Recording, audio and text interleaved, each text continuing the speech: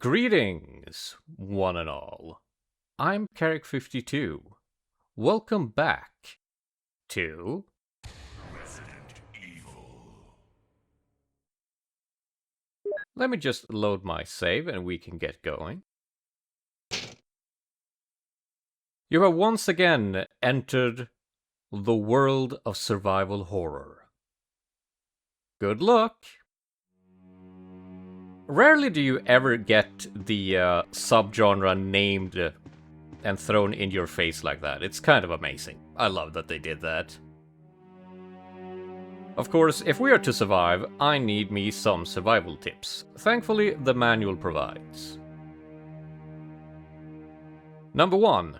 Important. The supply of ink ribbons is very limited. Use them sparingly. We already have that under control, I think.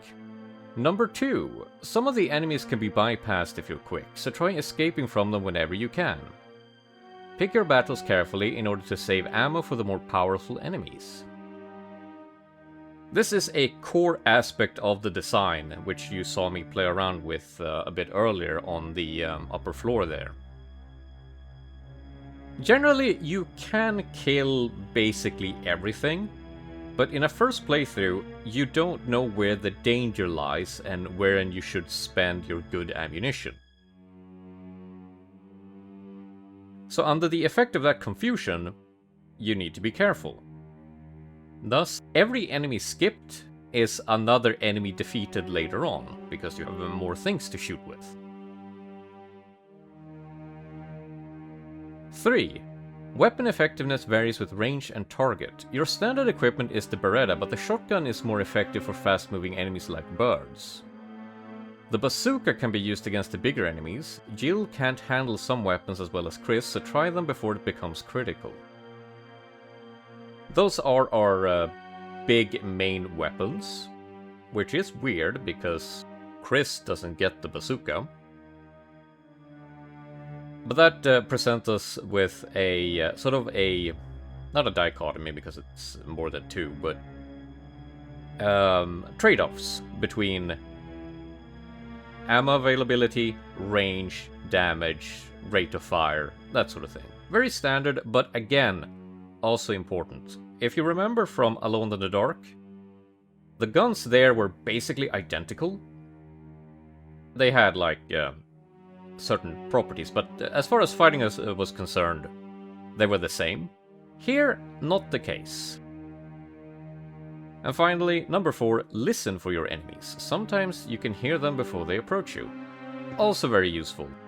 Because if you're not playing the director's cut, you don't have lock-on, which means you can't use this as an enemy radar. Thus, you have to rely on your hearing in order to find them. I just realized I shouldn't have gone here.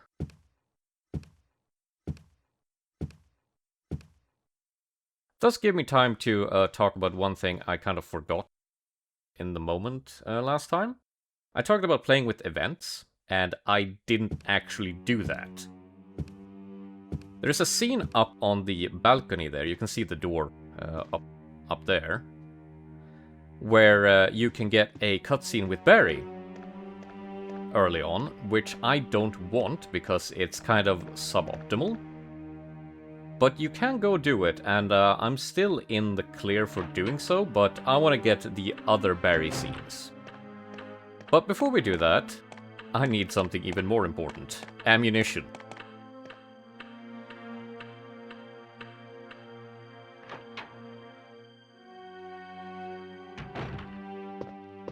So the reason why I didn't go for the alternate scene at the start of the game is that if you leave the zombie alone by going back to the main hall too many times, it gets time to eat up the corpse of poor Kenneth here. Now he has become a mere shadow of his former self. The thing this genre does with giving you the character's thoughts as descriptions for things you examine isn't really that interesting in this game, and right there it kind of makes Jill come off as a sociopath, but never mind that, it's just poor writing. What we're truly here for is the clip, and by clip I mean magazine, and I'm not having that discussion, you can fight over that in the comments if you want. All I know is that it's 30 zombie defeating bullets, and that's what I need. Also, we have... Oh, we can't actually see it here. I forgot about that. I was thinking of some of the later games. So, each character has their own personal item. Jill has the lockpick. Very handy. It doesn't make the game easier, but it makes it more convenient because it's less backtracking.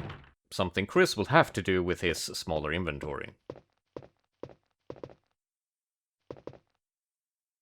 Fine grand piano.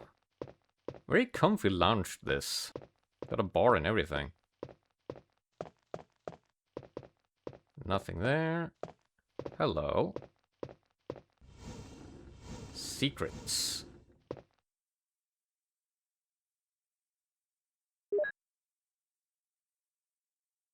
Let's take a look at that. And also I can examine the rest of my inventory, because everything is available in 3D. You're right about that. I am benching this as soon as I can.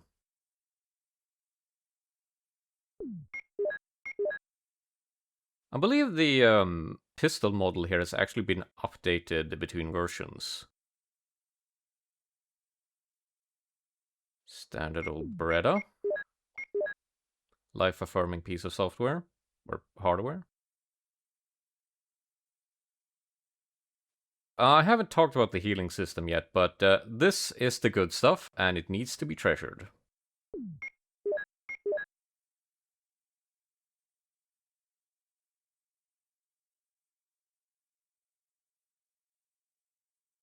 Not very interesting. What about you? Just bullets? But here... The Moonlight Sonata.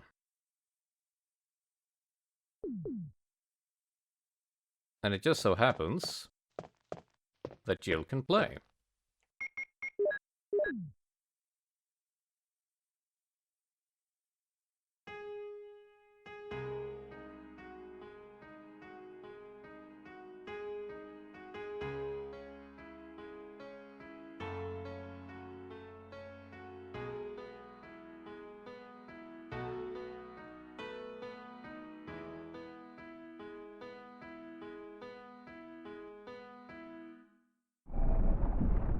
Hello, hello, hello.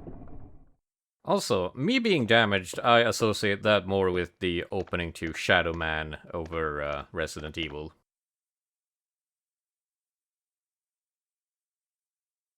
Sure, I'll take that. Never mind, I won't.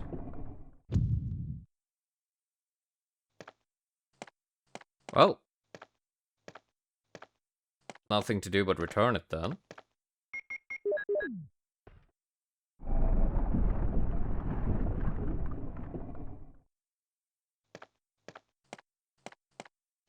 And we have to run back over here because I kind of forgot the solution to this puzzle over here. Though calling it a puzzle is maybe overdoing it. I have a long-standing ire when it comes to what counts as puzzles or not, because sometimes, you know, you have to use your brain, and other times it's just put item in hole. Like, literally, we're about to do that. As this is technically a puzzle, but it doesn't feel like it. I'm not exactly challenged.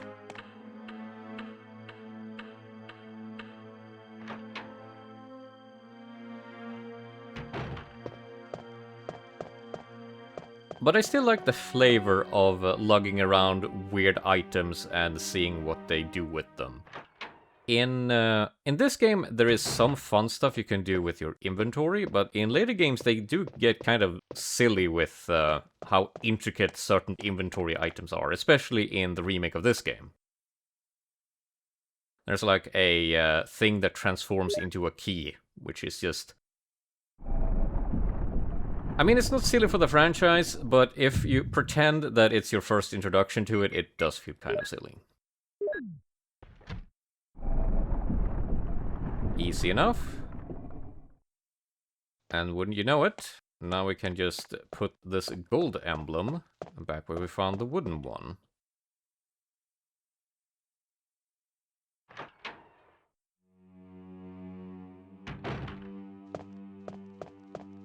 Something I'm also appreciating coming from Alone in the Dark is both that we have a run button, thank God, though I did hear that the 3DO version of that game does have a run button, thankfully.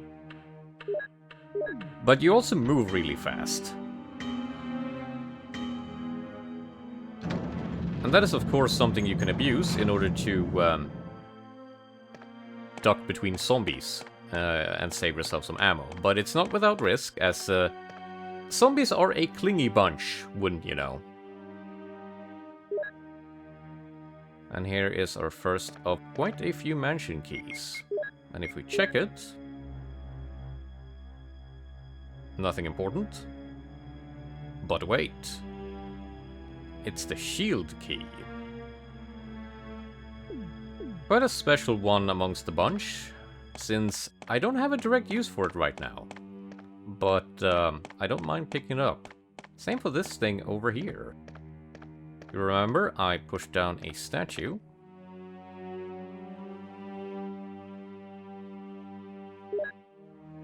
Thank you very much. This is basically prep work for later. I'm not an expert in routing, but I realized that you could do all of this in one go, so why not?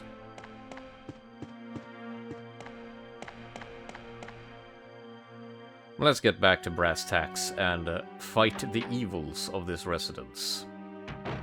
There is some right over here. Again, lockpick, very handy, meaning that if you do this as Chris, it's going to be a pain.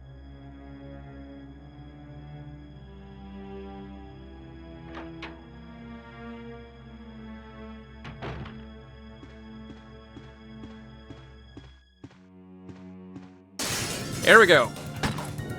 Welcome to the dog hallway. Excellent jump scare.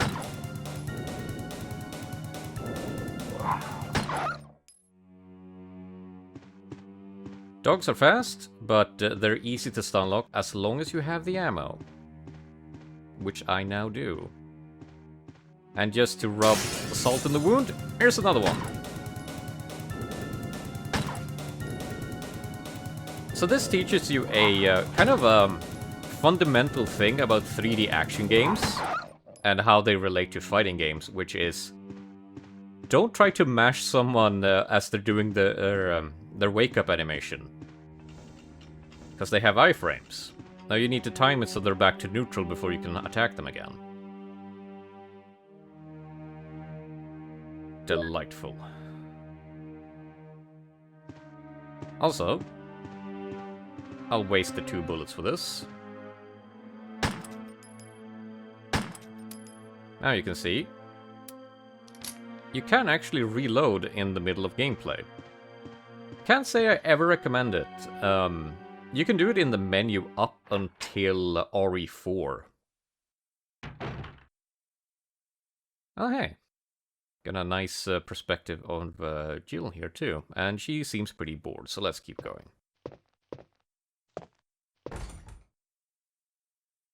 So that's armor key.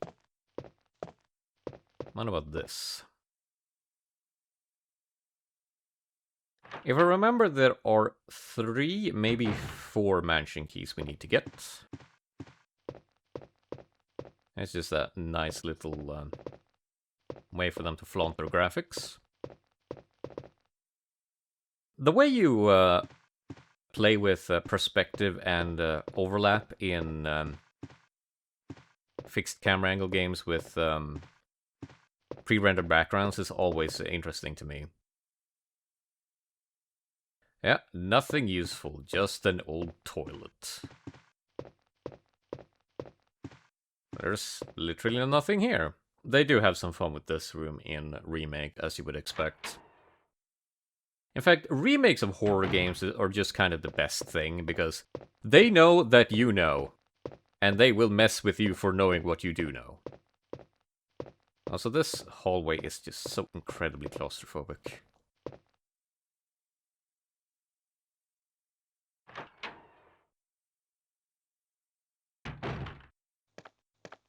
What a pointless room.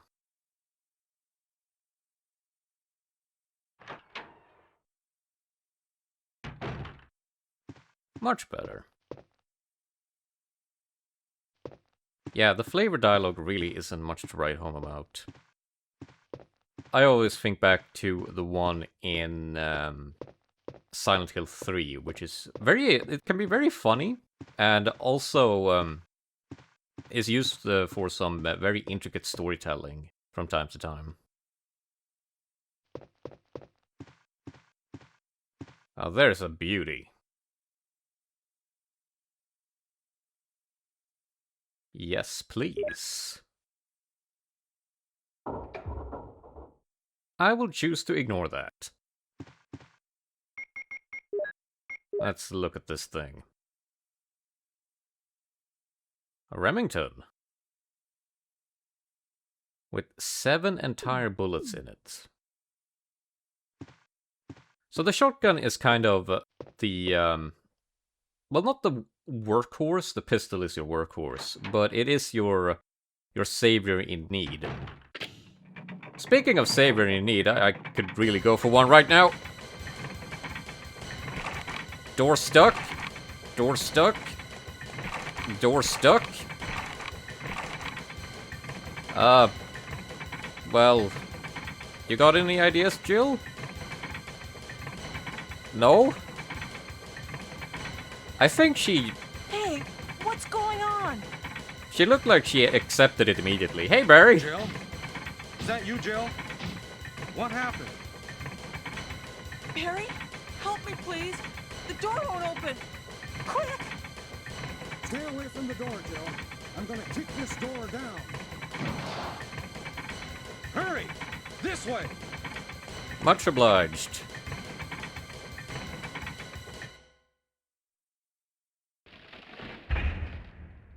Oh, Barry! That was too close. You were almost a Jill sandwich. You're right. Barry, thanks for saving my life. But Barry, didn't you say you're going back to the dining room to do some research? Why on earth are you here? We went to the dining room. I just had something I wanted to check. Now, let's get back to searching for the lost captain and Chris, shall we? Not sure if poorly written Thank you, or Barry. poorly scripted. Yeah. Because as I said, this game is kind of overly complicated even compared to the later games. But hey, free shotgun.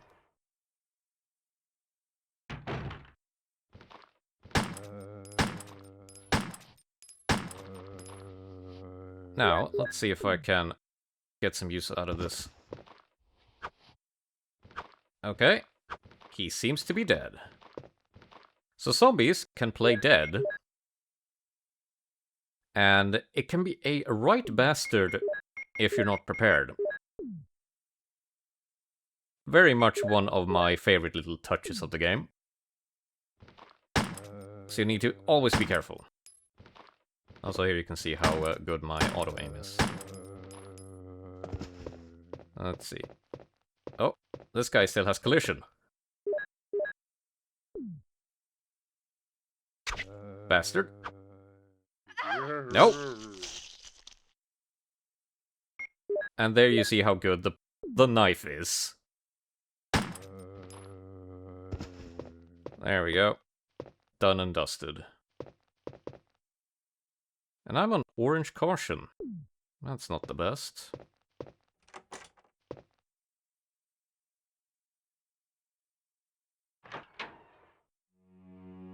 With how little health Jill has, you can take, like, 3 zombie bites before you're in critical, maybe? It depends on how unlucky you get with the chomps. Also, the hitbox of the knife is awful. If you can't tell, that's why I'm being so pedantic about it. And here, we can see a green herb. But my inventory is full. What do we do?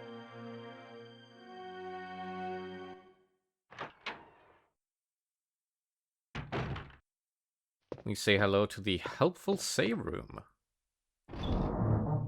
With an item box. This is our trusty friend, the magical item box. Which can store just about everything you need. I'd say. And everything you don't need. I'll take the free ammo too. So generally speaking, you actually don't want to carry healing items on you, just because they take extra space. And also because you should be healing and saving in the same action. Pick this up too. Fancy chemical. So, picking up this chemical, I believe, is the trigger for basically the game state moving forward. So if you pick this up, I believe you can't get the balcony scene after this, and you also can't get the shotgun scene. I think. Hence why we're here now, with free shotgun in hand. That should be good enough. I'm really just, oops.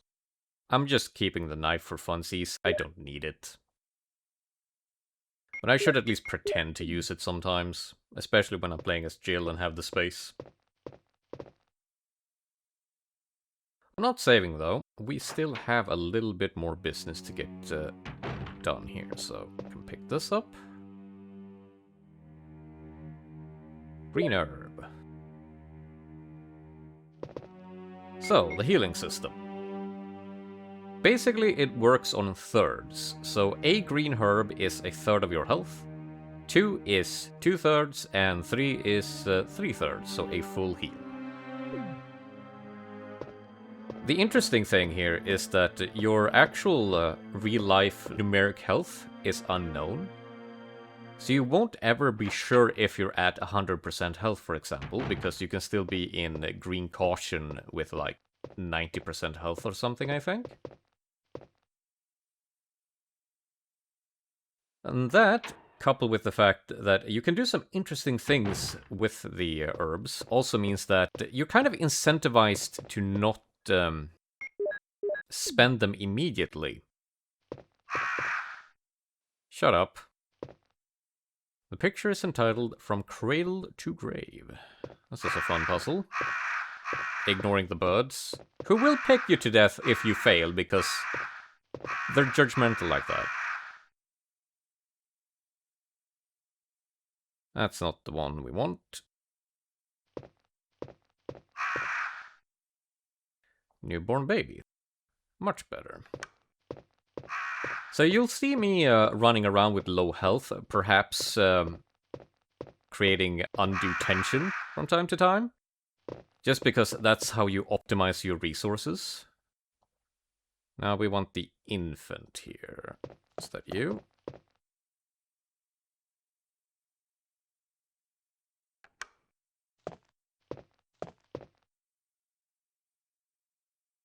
Then there is boy.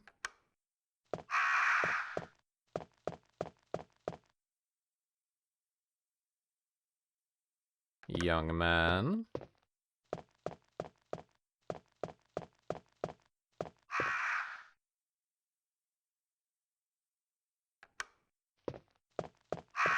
Tired middle-aged man, and then finally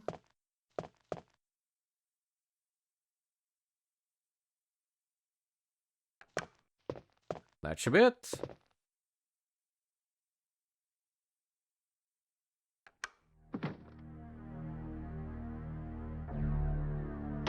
That was a real puzzle, more or less. Still pretty easy. Star. Singular. The crests are our long-term goal for the first third of the game, more or less. There are more of these to find.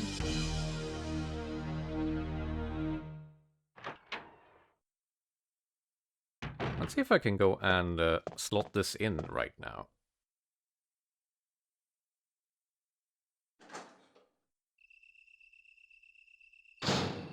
Might be dog in here. I hear dog. Yeah, this is what the game, or what the manual talked about. Not within lock-on range.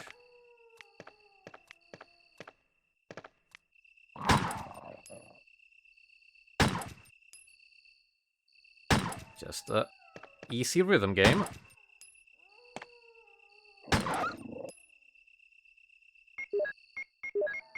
Could be something worse behind here. No. Alright. That's 1. 3 to go.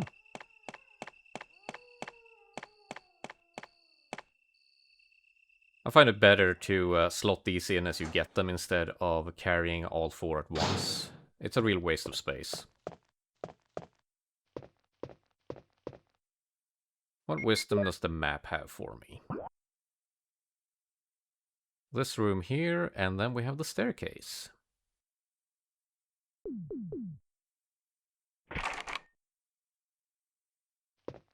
Gotcha. So helmet and armor keys are what we're after.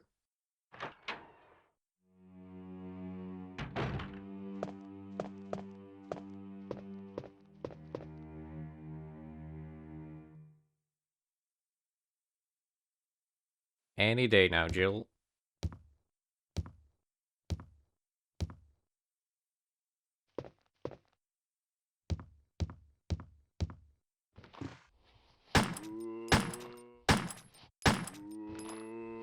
You good? Oh, that was a nice zombie. This guy, not so much. Oh. Rude and nasty. Shame on you. And you can see he's actually bleeding out on the ground. That's your sign that he is well and truly dead, but it can be hard to see. Alright.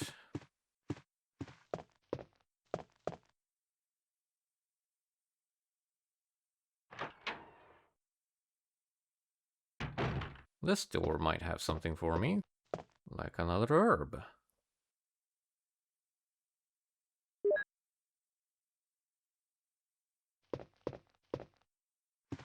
And a very suspicious rectangle here. Wood and paper. And a locked door. Can't complain about free healing.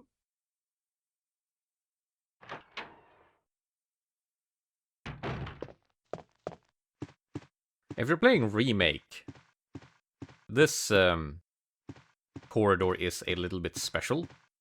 And by special, I mean kind of awful if you don't know what you're doing. So you see here, the doorknob is broken. In Remake, they have a lot more fun with that.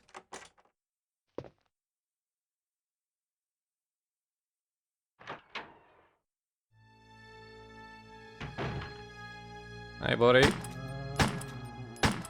You dropped something.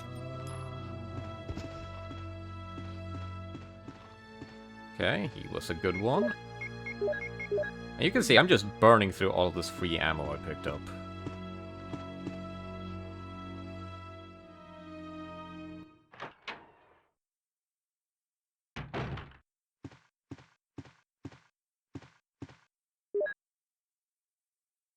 Botany book about medicinal herbs. As you may know, there are many plants that have medical effects. Since ancient times, humans have been healing wounds and diseases using various plants. In this book, we're going to sample 3 herbs that grow around the Raccoon Mountains and give their outlines as example of those plants. with medical properties. Each herb has different colors and different effects as medical plants. The green one requires physical strength, the blue one neutralizes natural toxins, while the red herb doesn't have any effect by itself. The red herb is only effective when it's mixed with other herbs. For example, if you mix this herb with the herb that recovers physical strength, the recovery effect will be tripled. By adjusting the amount and experimenting with these 3 herbs, you can create various kinds of medicines, but I'll leave the details in your hands, because that's the best way to acquire true knowledge. Well, not when biology is concerned, I'd rather read a book, but that's still a good hint. And that's the complication with the herb system I talked about earlier. You can mix them to not very interesting effects. You don't actually get any truly interesting effects until Remake 2, I'd say. But here it's still interesting in so much as you always want to keep 1 green herb on you, because you might just run into a red one. Did I just... Map? Where do I go? There. You always want to keep 1 green herb on you, because if you find a red, suddenly you have earned yourself 2 free green ones, and that's a full heal. It's a very empowering discovery. Oh, he is still alive.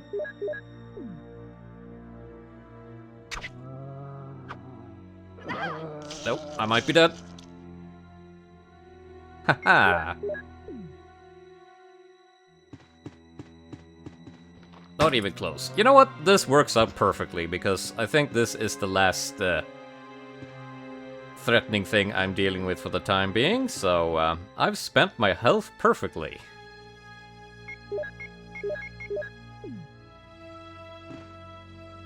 So this is the danger of playing as Jill. I think all of these doors are locked, so let's just go out here. But you can carry more healing items. Barry! Jill, what's going on? Any clues? No, but something's wrong with this house. Whoa, this hall is dangerous. Maybe it's better to secure our escape route first. There must be a back door somewhere. Let's try to find it first, shall we?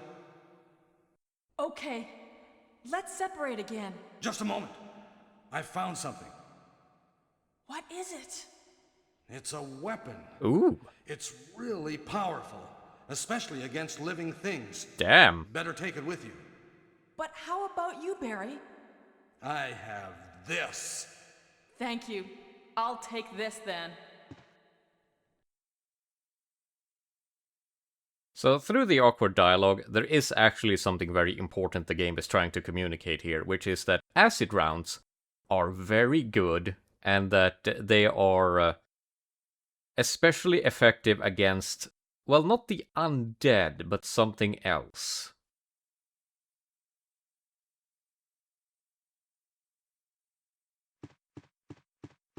Ciao, Barry. See you around.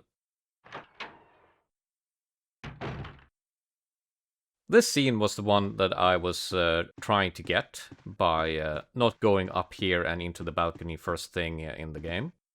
Because 6 free acid rounds is just the absolute best. I forget how many you get in the game, maybe 18 total. But they are so very good. But to use them, we need the bazooka. The bazooka is in here.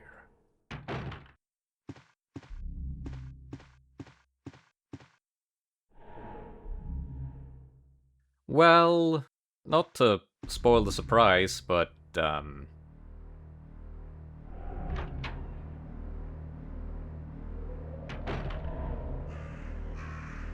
here there be birds.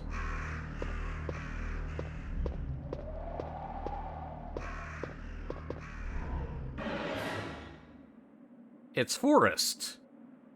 He's been pecked to death by crows. How kind of appropriate. Anyway, while they're jubilating in the background, let's pull up his bio. Forrest Speyer, 29. Forrest is a great sniper in addition to his duties as Bravo's vehicle specialist. He is a consummate professional and his work earns him great respect from the other members. He instantly clicks with Chris and it seems they'll end up good teammates. Alas. Oh boy.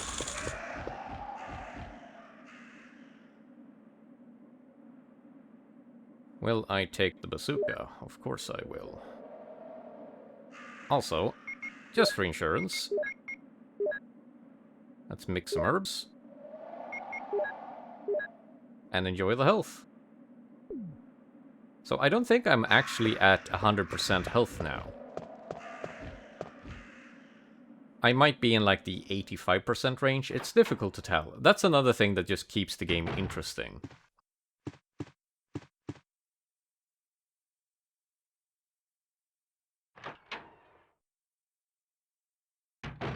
When I feel like we have done enough for the time being, we have stocked the hell up on weapons and all those wonderful things, and made a decent amount of progress. All things considered, I mean, I'm a quarter done with the mansion, potentially. Let's see, so I don't have my ribbons on me. Let me cut ahead to the save room on the east here, and we'll end the episode.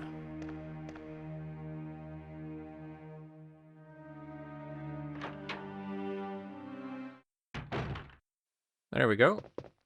Nice and uneventful trip. And if we check the map, look at all this progress. And also check the second floor. A lot of rooms examined here. I believe the rest of the doors in the central corridor there are locked. But we do have that western corridor that I didn't go into because I was lacking in hardware. Now I have that hardware. So I think that is our goal for the time being. Well, that's for next time. For now, we save. There we go.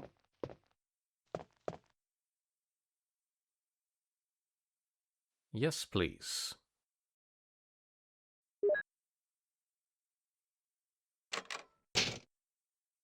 What? Oh no! I came in completely unprepared. This is bad. This is really bad. Okay. I'll have to save over this file and prepare some new ones.